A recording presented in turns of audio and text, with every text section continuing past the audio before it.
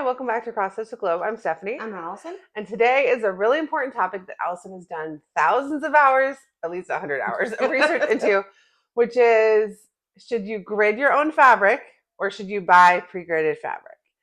Now, Allison has done both for a long time, and she is a very clear winner. But we are going to talk about the circumstances in which you might want to do the other one. So they are both things you might want to have in your arsenal. All right. What is pre-gridded fabric? Okay. So pre-gridded fabric is they have taken the grid and it's inside the design that you wash off, or some it's heat. So I think different pre-gridded fabrics do differently. This is Easy Grid from Zweigart, and this goes away when you put like boiling hot water on it. We're going to do a whole video about how to use gridded fabrics. We will get into this more in the future, but for today, you might want to know, like, is this worth the money, or should you take plain Aida and do this to it? There are actually several ways you can grid. There's lots of methods, and I do think at some point it'd be worthwhile to make a video about how to grid your own fabric too in this series. But for now, this is what I learned how to do first. Yeah, like when I first started full coverage, they're like, it's much easier if you can count off the pattern corners, the 10 by 10s, and in that case, you have to actually make your own with thread. So that is. It takes forever, and what you do is you count 8, go under 1, count 8, go under 1, and you do that throughout your whole piece. Now this is a small piece compared to some of the. I mean, can you imagine having a Nerf design one? Like that. Like depending on how much you do. And I know people like Crafty Gaming Jamie. Whenever they use non-gridded fabric, they do sometimes take it. She will like. I think she's doing it with her autumn woman one, but I'm not 100% sure that's the one.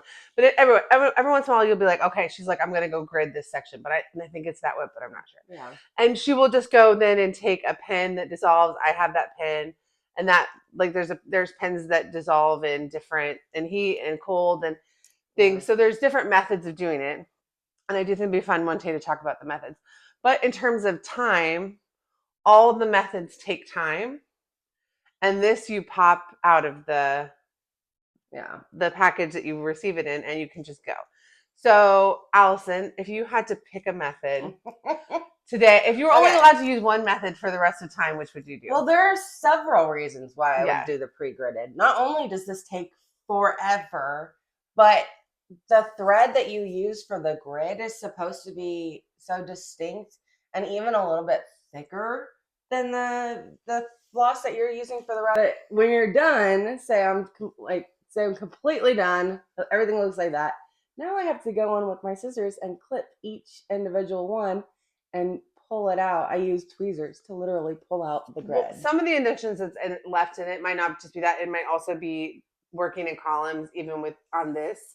Can sometimes cause the intentions because it's like slightly that you're changing your tension like in those columns, whereas I do like color completing, so I haven't had any lines because I don't think so, because you have to go under it. Yeah. So sometimes when you go under it, you can't get there with the way, and you have to cross it the other way. Oh, because you have to go. You can't get under. So indentions can happen from other kinds of situations, but you're thinking it is also contributing to it. It's definitely contributing to it. Yeah, for sure. Now, if you don't have access to this, because like when I wanted to buy some 16 count pre-gridded Aida, it took a long time. Like sometimes this is not always available. There's different rules about what you can get, shipping costs. You might be in a situation where this just isn't going to make sense for you, for your project, and in which case, if you want the grid, there are many ways to do it. And until we make that video, I'm sure there's other videos like about other ways to do it. Yeah. But okay, so what are some circumstances, and I can think of a few, in which you would, if you had access to this, would still pick that? You can think of one? I can't think of one. I can think of a couple. What? You want, and most of them are like full coverage, but not like the traditional like heaven and earth or the kind of full coverage like I designed this pattern This is from my Cross Stitch of Ice and Fire Game of Thrones filming locations book. Um, so okay, so like the one I'm working on right now is full coverage in sections, but then it's got some places that I'm leaving open. And so I put it on non-white fabric, and this only comes in this color. So if you don't want this color to be your fabric and you plan on having any fabric showing, even if like you just want like a half inch around, well, even if you did let's say you did a full coverage, but for some reason you decided you wanted to do it on like a, a colored 8 or something, you wanted to show a bit of the fabric around it, then you wouldn't want to do this unless this was the color you wanted to show, because they don't have this in other colors. I don't even think you can get this in black. And then also sometimes, let's say you take a traditional full coverage, but like okay, so I like have a lot of skies. You could take this pattern and do it on a light blue and remove the sky, even though the pattern is charted full coverage. In which case you'd want to do it on. There's no option for pre-gridded, right? But you still might want to do the rest of it gridded. For some reason, you're going to use fancy floss, so or any floss that bleeds and you don't think you're going to wash it out. Occasionally reds, I don't know, like even DMC reds can bleed a little bit. So if there's a situation where you're like, I'm absolutely not going to wash my fabric, you can still see under the sections I have fully stitched. You can still, even where it's dark, you can still kind of see the gridded lines. You really have to wash them out. So if for some reason you're like, I'm absolutely not going to get this piece of fabric wet under any circumstances, I decided to do this full coverage on silk, or I decided to make this one element silk, or it's it's a full cover, it's an almost full coverage Nora, and it has like a lot of other things. So even though it's like basically full coverage, I don't want to like wash it. And then you just really can't, because you have to wash these out. Like look, under that sky is completely stitched in. So yeah, I don't. After doing this and then you're like, I just would do it. I would just never do this again. I just not. You're like, I'll do just a different project. I don't want to do this again. No. A lot of people who do full coverages, I think it was Jessie Marie Does Stuff just finished Personal Sunshine, which is no longer available, last year. And every time she did it, she said she was doing it on like plain Lugana, because pre-gridded wasn't available, and like at the time when she started, or she didn't know about it. But like, some people have older whips that are not on this stuff, but they are not gridded at all, and they may be like, well, maybe I'll just go grid it myself. I don't have any of those, but that's interesting. I never thought about gridding it after you started it. Yeah, I you have to be a lot better at precise than me. Yeah. What happened is, on my first full coverage, it was this size though. It was like, this is the full size of this piece. I graded it myself, but I'd made an error, which is another reason that this is just better, in my opinion. Is like, you can't, you can make a counting error, and that's why we'll make a video on how to use the grids. You can use the gridded fabric wrong, but the gridded fabric will come correct. But I had to take the grid out after I started, and then I had to do it without the grid at all, and I made a lot of counting errors, but it's fine. It ended up being fine. But so also, if for some reason you wanted to do it in a count that just this wasn't available, so like I have this is 16 count. I think you can get it in a lot of counts, but if for some reason you wanted to do something on a count where this was not available to you in that count, because I think they have 25, 28 count, but I don't think they have like 56 count easy grid. I think it is for full coverage. I don't think it's It's mostly for full coverage. Yeah, anything else, which is why it doesn't matter if you wash it. Yeah.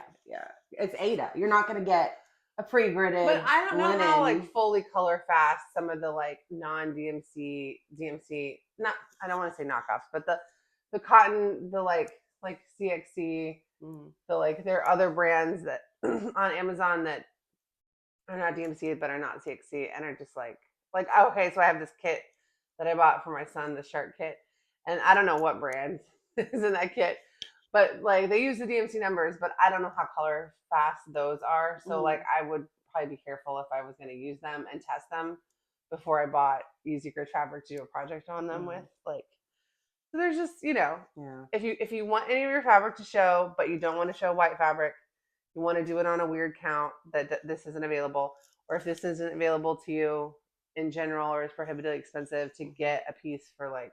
Well, I mean, everybody has their own budget, but I don't think the grid fabric is more It's not expensive that than. expensive, but like when I went to buy this, 123 Stitch didn't have it, Okay. and I was kind of on a time crunch, and because I was trying to do a bunch of models for that book, and I was like, if I don't start these like by a certain date, like I can't get them all done, and I had to order from Needlework by Jim on Etsy because 123 Stitch didn't have it. So there are going to be times where things just become randomly unavailable. You would not expect to become randomly unavailable. Okay. There's also like, it'd be fun, I think, to do something on this. And then like, if you wanted to leave the border around, if you could like, I'm interested in the idea of like painting fabrics with dye and stuff, but this is hard and sucks a little bit and is a real commitment. And so it's only worth it to do this if this doesn't make sense. And if this only doesn't make sense, and the only times I can think this doesn't make sense is if it's prohibitively expensive or impossible to get.